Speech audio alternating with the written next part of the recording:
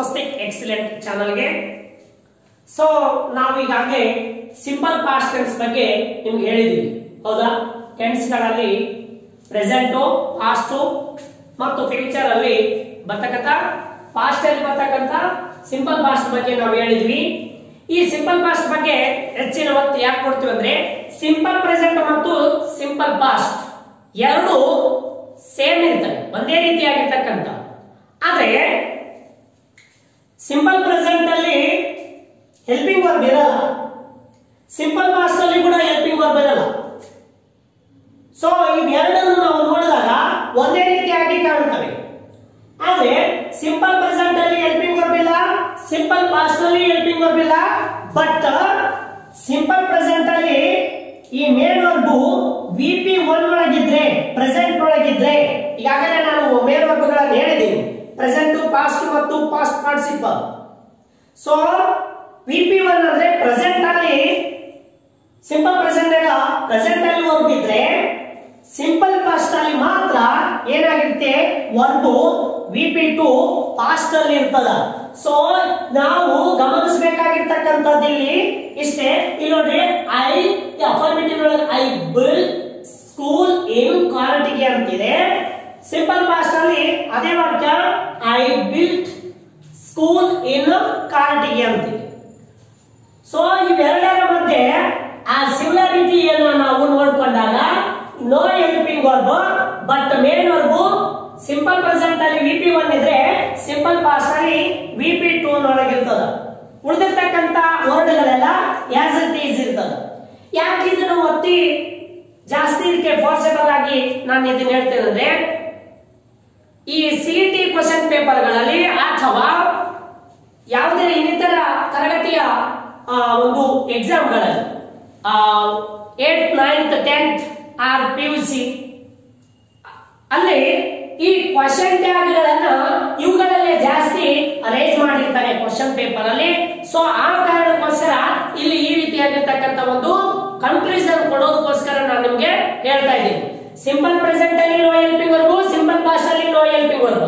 But simple present ಅಲ್ಲಿ verb VP1 ಒಳಗಿದ್ರೆ, ಸಿಂಪಲ್ ಪಾಸ್ಟ್ ಅಲ್ಲಿ VP2 ಒಳಗಿರ್ತದ. ನೆಗೆಟಿವ್ ಒಳಗ ಸಿಂಪಲ್ ಪ್ರೆಸೆಂಟ್ ಅಲ್ಲಿ ಡು ನಾಟ್ ಅಂತ ಬಂದ್ರೆ, ಸಿಂಪಲ್ ಪಾಸ್ಟ್ ಅಲ್ಲಿ ಡಿಡ್ ನಾಟ್ ಅಂತ ಬರ್ತದ. ಬಟ್ ಸಿಂಪಲ್ ಪ್ರೆಸೆಂಟ್ ಒಳಗ ಐ ಮುಂದ, ವಿ ಮುಂದ, ಯು ಮುಂದ ಡು ನಾಟ್ ಬಂದ್ರೆ, ಎಲ್ಲೆಲ್ಲಿ ಐ, ವಿ, ಯು ಮತ್ತು ದೇ ಇವುಗಳ ಮುಂದೆ ಡು ನಾಟ್ ಬಂದ್ರೆ, ಈ ಸೀಟ್ ಮುಂದೆ, ಹೌದಾ, ಸಿಂಗುಲರ್ ಥರ್ಡ್ ಪರ್ಸನ್ ಈ ಸೀಟ್ ಗಳ ಮುಂದೆ ಇಲ್ಲಿ ಏನಾಗಿರ್ತದ, ಡಸ್ ನಾಟ್ ಬಂದಿರತಕ್ಕಂಥದ್ದನ್ನು ನಾವು ಇಲ್ಲಿ ಗಮನಿಸಬಹುದು. ಇಲ್ಲಿ ಈ ಮುಂದ ಡಸ್ ನಾಟ್, ಶಿ ಮುಂದ ಡಸ್ ನಾಟ್, ಇಟ್ ಮುಂದ does not. But simple past ಅಲ್ಲಿ ಹಾಗಲ್ಲ, ಎಲ್ಲ ಒಂದು ಪ್ರನೌನ್ಗಳ ಮುಂದೆ ಡಿಡ್ ನಾಟ್ ಅನ್ನುವಂತಕ್ಕಂಥದ್ದು ಕಾಮನ್ ಆಗಿರ್ತದ. ಸೊ ಇವುಗಳ ಆಧಾರದ ಮೇಲೆ ಇದು ಸಿಂಪಲ್ ಪ್ರೆಸೆಂಟ್, ಸಿಂಪಲ್ ಪಾಸ್ಟ್ ಅಂತ ಐಡೆಂಟಿಫೈ ಮಾಡೋದಕ್ಕೆ ನಮಗೆ ಈಸಿ ಆಗ್ತದ. ಆ ಕಾರಣಕ್ಕೋಸ್ಕರ ನಾನು ಸಿಂಪಲ್ ಪ್ರೆಸೆಂಟ್ ಮತ್ತು ಸಿಂಪಲ್ ಪಾಸ್ಟ್ ಅನ್ನ ಒಂದೇ ವಾಕ್ಯದಲ್ಲಿ ಮಾಡಿಬಿಟ್ಟು, ಹೌದಾ, ಇಲ್ಲಿ ನಾನು ಕಾರಟಗಿಯಲ್ಲಿ ಶಾಲೆ ಕಟ್ಟಿದ್ದೇನು ಈ ಒಂದು ವಾಕ್ಯವನ್ನ ಈ ಎಲ್ಲಾ ಪ್ರನೌನ್ಗಳಲ್ಲಿ ಮಾಡುವುದರ ಮೂಲಕ ಒಂದು ಕನ್ಕ್ಲೂಷನ್ ಕೊಡಬೇಕು ಅಂತ ಇಲ್ಲಾಗಲೇ ಗಮನಿಸಿ ನೋಡ್ರಿ, ಹೌದಾ, ಯಾವ್ಯಾವ ಪ್ರನೌನ್ ಬಂದ, ಯಾವ್ಯಾವ ಹೆಲ್ಪಿಂಗ್ ವರ್ಬ್ ಬಂದದ. ಸೊ ಸಿಂಪಲ್ ಪ್ರೆಸೆಂಟ್ ಅಲ್ಲಿ ನೋಡ್ರಿ, ಐ ಮುಂದ ಡು ನಾಟ್, ವಿ ಮುಂದ ಡು ನಾಟ್, ಯು ಮುಂದ do not. But he, C, it ಗಳ ಮುಂದೆ ಮಾತ್ರ ಡಸ್ ನಾಟ್ ಬರ್ತದ. ಮತ್ತೆ ಇಲ್ಲಿ ಹಿ, ಸಿ ಮುಂದೆ ಅಫರ್ಮೇಟಿವ್ ಒಳಗ ಮೇನ್ ವರ್ಬಿಗೆ ಎಸ್ ಪ್ರತ್ಯಯ ಇರ್ತದ. ಆದ್ರೆ ಇಲ್ಲಿ ಸಿಂಪಲ್ ಪಾಸ್ಟ್ ಅಲ್ಲಿ ಮಾತ್ರ ಹಿ, ಸಿ, ಇಟ್ ಗಳ ಮುಂದೆ ಮೇನ್ ವರ್ಬಿಗೆ ಎಸ್ ಪ್ರತ್ಯಯ ಇಲ್ಲ, VP2 ಒಳಗಿದೆ. ಇವುಗಳನ್ನ ಗಮನದಲ್ಲಿ ಇಟ್ಕೊಂಡ್ರೆ ನಾವು ಈಸಿಯಾಗಿ ಐಡೆಂಟಿಫೈ ಮಾಡಬಹುದು, ಕ್ವಶನ್ ಟ್ಯಾಗ್ ಅನ್ನ ಈಸಿಯಾಗಿ ಮಾಡಬಹುದು. ಮತ್ತೆ ಈ ಆಕ್ಟಿವೈಸ್ ಸ್ಪೈಸ್ ವೈಸ್ ಅನ್ನ ಈಸಿಯಾಗಿ ಅಲ್ಲಿ ಸಾಲ್ವ್ ಮಾಡಬಹುದು ಮತ್ತು ಡೈರೆಕ್ಟ್ ಇಂಡೈರೆಕ್ಟ್ ಅನ್ನ ಈಸಿಯಾಗಿ ಸಾಲ್ವ್ ಮಾಡಬಹುದು. ಇಂತಹ ವಾಕ್ಯಗಳನ್ನೇ ನಮಗೆ ಕೆಲವು ಪ್ರಶ್ನೆ ಪತ್ರಿಕೆಗಳಲ್ಲಿ ಗೊಂದಲ ಸೃಷ್ಟಿ ಮಾಡೋದಕ್ಕೆ ಈ ರೀತಿಯಾಗಿ ಕೊಟ್ಟಿರ್ತಾನೆ. ಸೊ ನಮಗೆ ಸಿಂಪಲ್ ಪ್ರೆಸೆಂಟ್ ಅಂದ್ರೆ ಹೇಗಿರುತ್ತೆ, ಸಿಂಪಲ್ ಪಾಸ್ಟ್ ಅಂದ್ರೆ ಹೇಗಿರುತ್ತೆ, ಅಲ್ಲಿ ಹೆಲ್ಪಿಂಗ್ ವರ್ಬ್ ಏನ್ ಬರುತ್ತೆ, ಮೇನ್ ವರ್ಬ್ ಏನಾಗಿರುತ್ತೆ ಅಂತ ಗೊತ್ತಿರಬೇಕು. ಮತ್ತು ಸಿಂಪಲ್ ಪಾಸ್ಟ್ ಅಲ್ಲಿ ಕೂಡ ಯಾವ ರೀತಿಯಾಗಿರ್ತಕ್ಕಂಥ ವಾಕ್ಯ ಇರ್ತದ ಅನ್ನುವಂತಕ್ಕಂಥದ್ದು ಕೂಡ ನಮಗೆ ಗೊತ್ತಿರಬೇಕು. ಆ ಗೊತ್ತಿದ್ದಾಗ ಇಲ್ಲಿ ನಮಗೆ ಮಾಡೋದಕ್ಕೆ ಯಾವುದೇ ಕ್ವಶನ್ ಪೇಪರ್ ಅಲ್ಲಿ ಯಾವುದೇ ಕ್ವಶನ್ ಕೇಳಿದ್ರು ಮಾಡೋದಕ್ಕೆ ಈಸಿ ಆಗುತ್ತದೆ. ಒಂದ್ಸರಿ ನೋಡ್ರಿ, ಸಿಂಪಲ್ ಪ್ರೆಸೆಂಟ್ ಅಲ್ಲಿ do not, does not helping verb ಬರ್ತವೆ. ಸಿಂಪಲ್ ಪಾಸ್ಟ್ ಅಲ್ಲಿ ಓನ್ಲಿ ಡಿಡ್ ನಾಟ್ ಮಾತ್ರ, ಡಿಡ್ ಅನ್ನುವಂತಕ್ಕಂಥದ್ದು ಹೆಲ್ಪಿಂಗ್ ವರ್ಬ್. ಆದ್ರೆ ಅಫರ್ಮೇಟಿವ್ ಅಲ್ಲ, ನೆಗೆಟಿವ್ ಫಾರ್ಮ್ ನಲ್ಲಿ ಮಾತ್ರ do not or does not did not ಅನ್ನುವಂತಕ್ಕಂಥದ್ದು. ಅಫರ್ಮೇಟಿವ್ ನಲ್ಲಿ ಯಾವುದೇ ರೀತಿಯಾಗಿರ್ತಕ್ಕಂಥ ಹೆಲ್ಪಿಂಗ್ ವರ್ಬ್ ಇಲ್ಲ. ಸಿಂಪಲ್ ಪ್ರೆಸೆಂಟ್ ಅಲ್ಲಿ VP1, ಸಿಂಪಲ್ ಪಾಸ್ಟ್ ಅಲ್ಲಿ VP2. ಇವುಗಳನ್ನ ನೀವು ಗಮನದಲ್ಲಿರಿಸಿದ್ರೆ simple present or simple past ಅನ್ನು ಅತಿ ಈಸಿಯಾಗಿ ಸುಲಭವಾಗಿ ಯಾವುದೇ ಪ್ರಶ್ನೆ ಪತ್ರಿಕೆಯನ್ನು ಬಿಡಿಸಲು ನಿಮಗೆ ಸಹಾಯಕ ಆಗ್ತದ. ಸೊ ಅರ್ಥ ಆಗಿದೆ ಅನ್ಕೊಂಡಿದ್ದೀನಿ. ಒಮ್ಮೆ ಕೂಲಂಕುಷವಾಗಿ ಸಿಂಪಲ್ ಪ್ರೆಸೆಂಟ್ ಅನ್ನು ಒಮ್ಮೆ ನೋಡ್ರಿ ಮತ್ತು ಸಿಂಪಲ್ ಪಾಸ್ಟ್ ಅನ್ನು ಒಮ್ಮೆ ನೋಡ್ರಿ.